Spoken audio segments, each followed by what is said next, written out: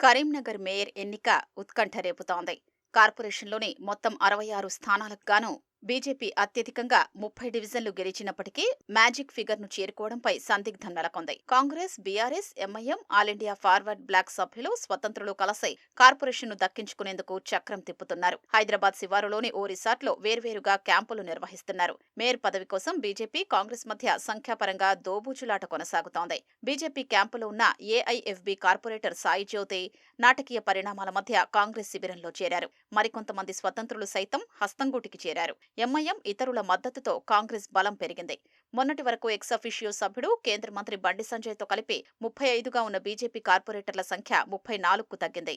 ఏఐఎఫ్బీకి చెందిన సాయి జ్యోతి పిల్లల అనారోగ్యం కారణంగా బీజేపీ శిబిరానికి తనకు బదులు భర్తను పంపారు. కాంగ్రెస్ నేతలు వ్యూహాత్మకంగా వ్యవహరించి ఆమెను తమ క్యాంపునకు తీసుకెళ్లారు. కాంగ్రెస్కు 14 మంది, బీఆర్ఎస్ 9, ఎంఐఎం 3, స్వతంత్రులు 5, ఏఐఎఫ్బీకు చెందిన 2 కలిపి ప్రత్యర్థుల సంఖ్య 33కు చేరింది. ఆదివారం మద్దతు పలికిన మరో ఏఐఎఫ్బీ సభ్యురాలు ఎక్స్-అఫీషియో ఓటుతో వారి బలం 35కు పెరిగింది.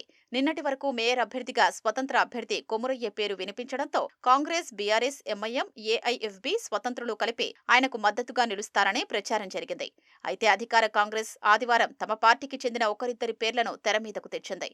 దీంతో బీఆర్ఎస్ మద్దతు ఇవ్వడంపై అనుమానం నెలకొంది. విప్ జారీ చేస్తే ఇతర పార్టీ అభ్యర్థికి ఓటేయడం కష్టమవుతుంది. ఎక్స్-అఫీషియో సభ్యులు BRS MLA Gangula Kamalakar, Congress MLA Kavvampalli Satyanarayana ఓట్లు కీలకం కానున్నాయి.